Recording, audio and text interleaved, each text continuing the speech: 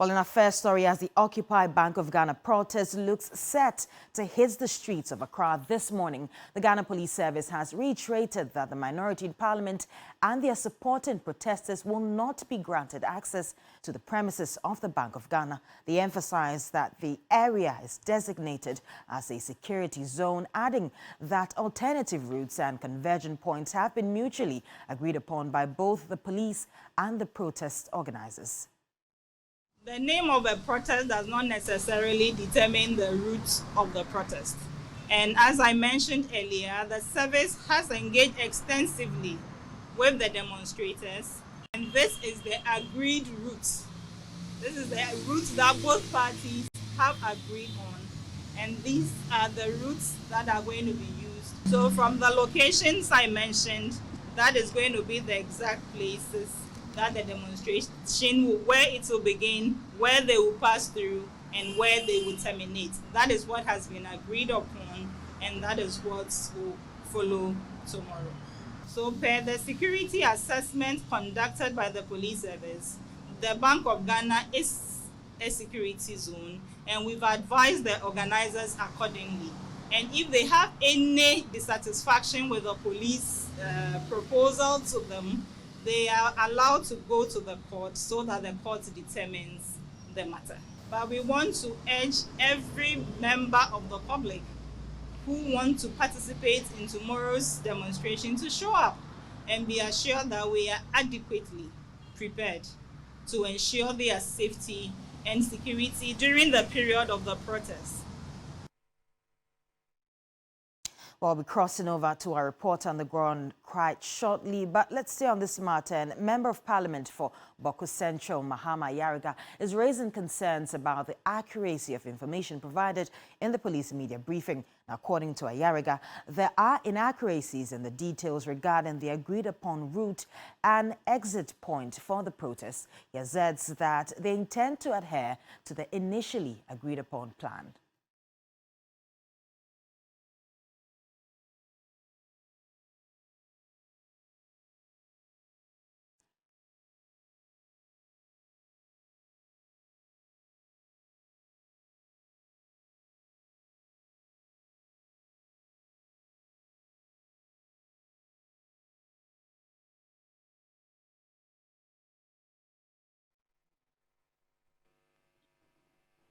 Well, we held some meetings. I was in the meeting, and we came to an understanding that we will stop at the runabout at the Supreme Court building. That is what I recall was agreed between us and the police. But listening to the police at their press conference, they said that we will turn at the national lotteries. That was not the agreement. The agreement was not for us to turn at the national lotteries. The agreement was for us to get to the runabout at the Supreme Court building and turn. So I can assure you that we're going to stick to the agreement that we had with them.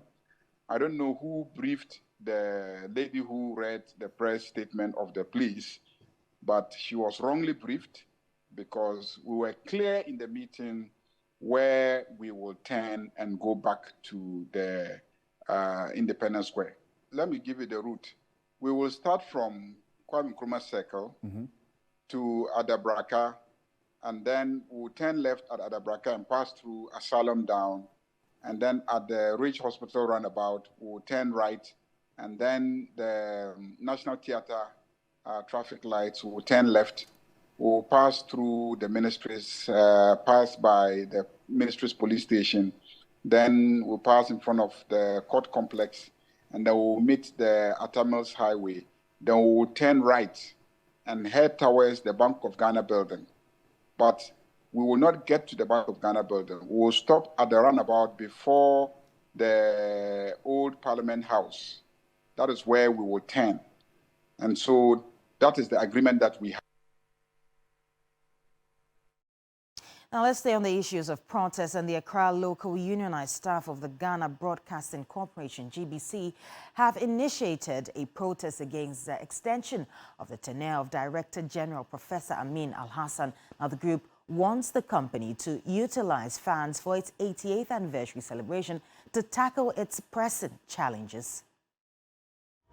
Red flags have been hoisted at vantage points around the Ghana Broadcasting Corporation premises to signal the dissatisfaction of unionized staff over speculations on the extension of Director General Professor Amin Al-Hassan's tenure. Among complaints from the workers are inadequate working tools, poor studios, and inadequate medical care, which they claim contributed to the death of 2 staff members.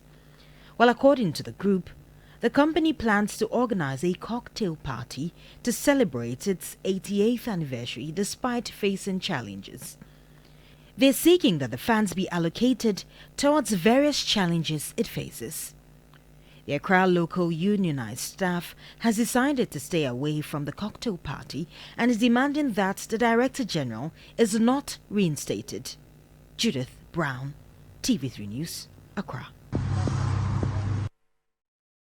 Now, the Ghana Water Company is facing a significant challenge due to criminal activity, particularly in the trial phase of automated systems designated to detect leaks and burst pipes. Now, the company is also experiencing recurrent theft of critical engineering components and solar panels. President of the Association of Ghana Water Company Limited Engineers, Richard Apia-Otu, at an inaugural conference in Accra, highlighted the issues and efforts to address them. Ghana Water Company Limited is facing challenges such as water pollution from illegal gold mining, illegal connections, and transition losses. To address these issues, engineers are developing local solutions including automated technologies for real-time leak detection and pipe burst detection. However, persistent theft, particularly of essential components and solar panels, hinders the piloting of these systems. So unfortunately, we as the engineers are putting measures and then scrap the let's go and cut even the metal fencing that protects some of these intelligence systems we place to really alert our company to be able to deliver world-class solution to you. The Association of Ghana Water Company Limited Engineers inaugural conference will focus on assessing and addressing engineering challenges. Engineers built the cars we all drove in this morning to this place. So what I'm saying is that the issues of non-revenue water, little leakages, should be something little for engineers to do once we come together. And it's refreshing that we've all agreed today that henceforth principles of engineering will be applied in whatever that's going to be. Executive Director of the Ghana Institute of Engineers, Engineer David Nyante, urged Ghana Water Company engineers to explore innovative solutions beyond conventional methods. The population is not static. Climate change is having an effect on us. And then there's innovation, there's technology. So aging infrastructure has to be continuously upgraded and improved upon and well maintained as well. The conference is on the theme, Advancing the Role of Engineers in Ghana Water Company Limited for a Sustainable Future. Now on to some more stories. And the voters' registration exercise ended yesterday, but some youth are pleading for an extension of the registration process. Now this is as a result of the huge numbers recorded at some centers, causing frustration among registrants. We were at the Electoral Commission's office in Accra, and here's a report. You can clearly see looks of frustration and tiredness. Now, this is the situation here on the premises of the Electoral Commission, where masses have gathered, some for hours since the start of day, just to get their voters' IDs. This is supposed to be the last day for the registration exercise, which has gone on for the past 21 days. And people too are cheating. Like, if you are here before them, they'll just come and take over. I think they should extend their time because there are a lot of people who haven't done theirs. People are bringing in protocols. People come, they say they are from here. So there is a lot of frustration. That is why the line is not moving. The Electoral Commission's office is a registration center for applicants in the 5 Ayawaso constituencies. Some disparities in the process sparked up tensions. Clearly, many have found the process stressful, and there seems to be the continuous resistance from some party executives on the mode on which the exercise has been conducted. The way the EC earmarked this particular exercise, it didn't favor the registrants. I mean the youth who are 80 years and above. You need to commute distance to this place. Especially we in Ayawasu, we are in the center of Greater Accra and a lot of traffic. So if somebody is coming to register, assuming from in person, before he gets here, 2 hours is gone. You come and queue. We're overwhelmed with the numbers. And most of the youth coming to don't have a lot of information about their biodata and even their common addresses. The numbers here might seem overwhelming, but discussions with key executives here on the premises of the Electoral Commission suggest that these numbers are normal and they would be able to register them by end of day. Now, so whether or not there would be an extension of the voters' registration exercise, workers here say that they're yet to receive word from their authorities. Judith Brown, TV3 News, Electoral Commission, Accra. Well, we know now that the Electoral Commission will not be extending the date, but let's head to Kumasi on the same issue. And new voter ID card applicants were frustrated as they raced to secure their cards, fearing they wouldn't be able to vote in the 2024 general election if they didn't receive their cards by the deadline. Ibrahim Abubakar visited some of the registration centers on the last day of the limited voter registration exercise and has come through with the following report. It's the last day of the limited voter registration exercise, and as usual, the various registration centers have been flooded with applicants. For most of these young people, the thought of being part of electing who becomes the next president of the country is something that makes them eager to secure the voter ID cards. But as the network started slowing down the process, frustration began to set in. I was here around 6 a.m. and so now I've not been able to register. I feel frustrated because I've not even eaten and still I've not been able to register. I have to take part in the decision making of the country, and I would suggest that they extend the period so that each and everyone can register. I really came here early, left whilst I was going out home, then rushed here. So I don't think when I'm not able to do it, I'll be happy about it. I feel frustrated, and then like if I'm not able to register, I'm going to feel bad for it because I've been here for like 4 hours, like 3 to 4 hours now. I like 10 or 5 people doing the registration. They could have called many people to call and like help them register and do everything fast. For most of these applicants, extending the registration is the only means of ensuring that no one is left out of the process. But the EC has earlier announced that it will not extend it.